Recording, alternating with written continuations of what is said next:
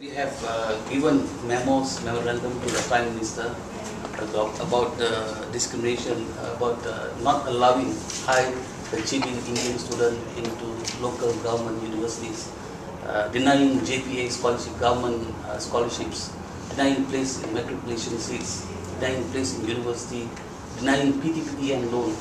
There is around 32.6 billion PTPTN loan being given away for 200,000 students. But then majority of the Indian students are denied from these rights. On top of that is we also given a memorandum to the King in Istana. On the 11th we went, but on the 15th it been received and chopped. I will give you a set of that too.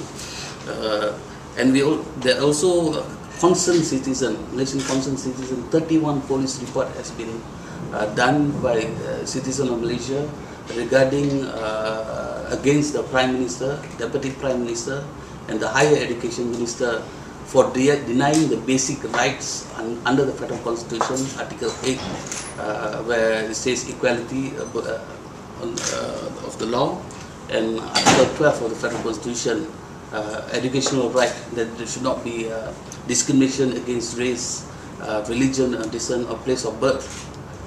The Constitution, Malaysian Constitution is stated clearly, but then the government, the present government, violating these rights, and we have no other avenue. We have tried, we have gone, we have exhausted all political and legal channel and other channel, you see. So that's why we come to you now.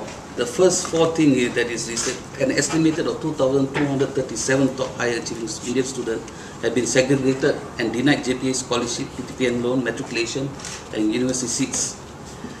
The second is the Indian student in public university systematically reduced from 28% to 0.27% in 40 years. Before, in the late 60s, the Indian student in this local university was up to 28%. That is the statistic. But after that, they cut off the line to come from poverty. You see, one of the main reasons you look at the minority Indian, 70% of the Indian are in the poor and hardcore poor. The only way they can come up from this is through education.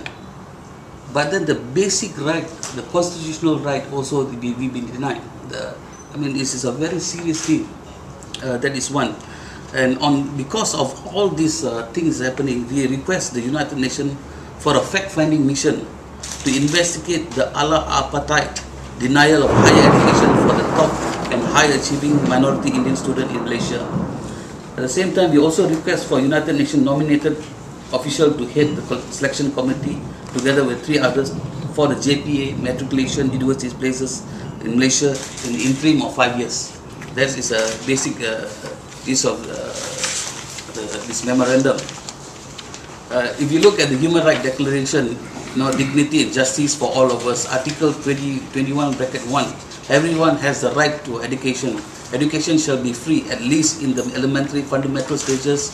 Elementary education shall be compulsory, technical, professional education shall be made generally available to higher education, shall be equally accessible to all on the basis of merit. But here in Malaysia, it doesn't have, there's no such, they say merit, but there is zero merit.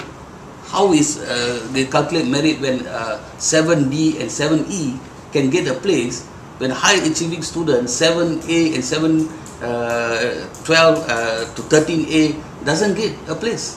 What merit the government practicing? And there's two sets of rule in education.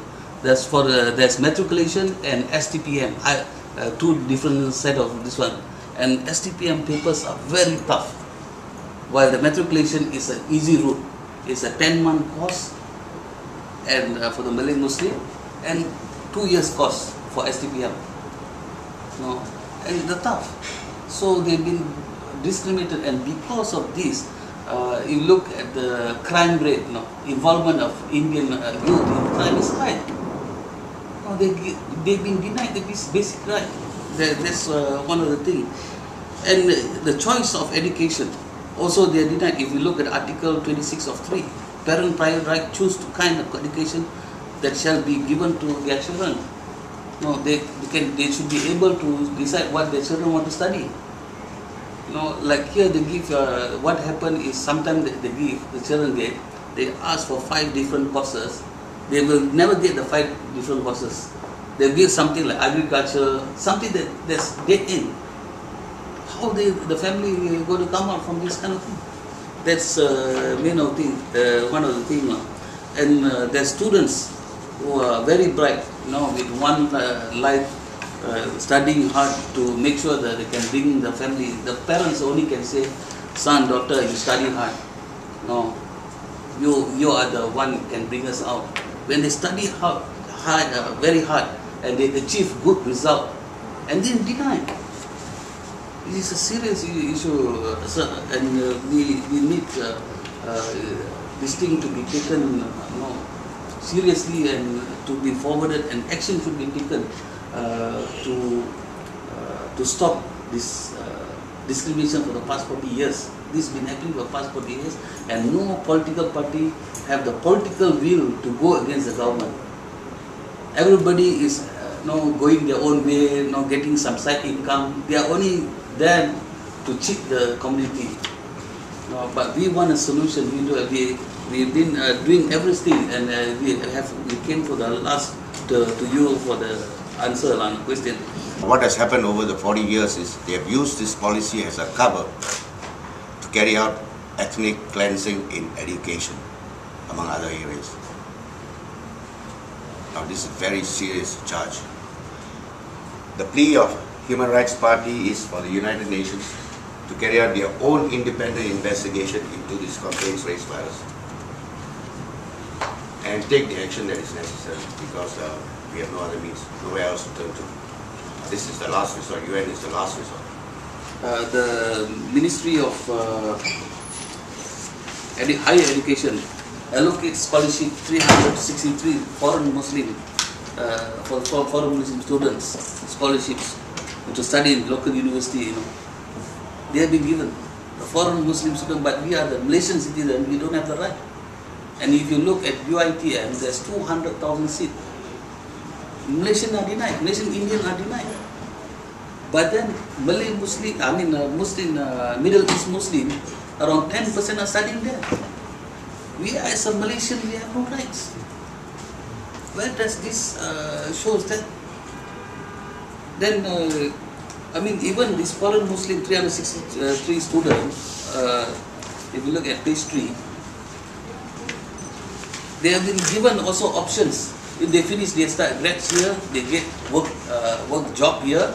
They also be considered for permanent resident, Malaysian permanent resident. While there's around 300 Malaysian Indian without birth certificate. Well, thank you very much for coming to the United Nations, and I'm the representative of UNICEF here in Malaysia. I'm here representing Kamal Malhotra, who is a resident coordinator and who unfortunately could not attend. And thank you for explaining the situation as you see it and providing all this material.